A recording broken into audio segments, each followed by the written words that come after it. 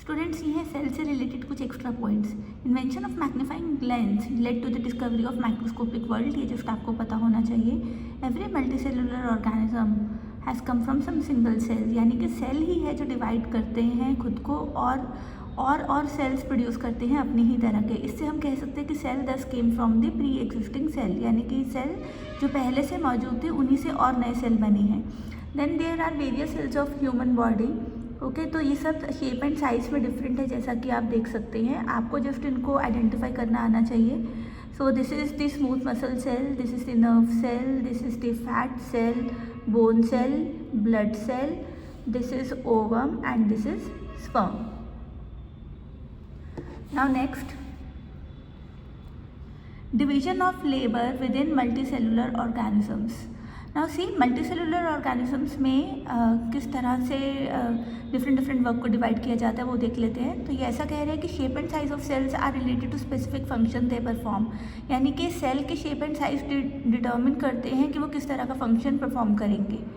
Then there is division of labor within multicellular organisms, that is heart pumps blood, stomach digests food, skeletal muscle perform movement and locomotion।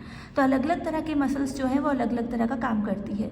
अब इसी तरह से उनकी shape and size भी design होता है। जैसे हार्ट मसल्स जो है वो कार्डियक मसल्स कहलाती हैं and they can contract rapidly, they can rhythmically contract and they can tirelessly work. Stomach muscles they basically consist of mucus cells, जो कि म्यूकस को सिक्रीट करते हैं so that they can lubricate food.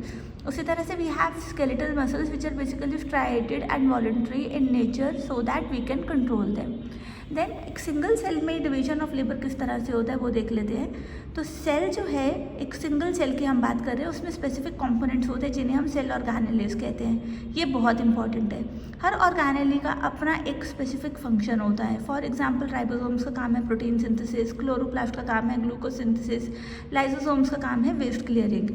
उसी तरह से ऑर्गेनेलीज जो हैं सब मिलकर क्या बनाती हैं, सेल बनाती हैं। All cells have some same basic organelles irrespective of organism और देयर फंक्शन, यानी कि ऑर्गेनिज्म कैसा भी हो, उसका फंक्शन कोई भी हो, जो ऑर्गेनेलीज की नेचर है ऑलमोस्ट सब में सेम रहेगी। आगे बढ़ते हैं। ओके, सो एनसीईआरटी में क्वेश्चंस दे रखे हैं, who discovered cells and how.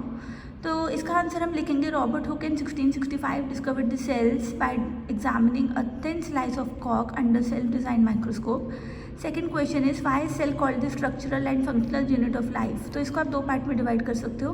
Structural unit of life उसे इसलिए कहा जाता है बिकॉज सारे लिविंग ऑर्गेनिज्म सेल से बने हैं, एंड फंक्शनल यूनिट इसलिए कहा जाता है बिकॉज सभी सेल में स्पेसिफिक ऑर्गेनेलीज हैं to perform specific functions. For example making of new material in cell, जो कि किसका काम है, क्लोरोप्लास्ट का, राइबोसोम्स का, या फिर clearing up waste material in cell, जो कि किसका काम है, लाइसोसोम्स का।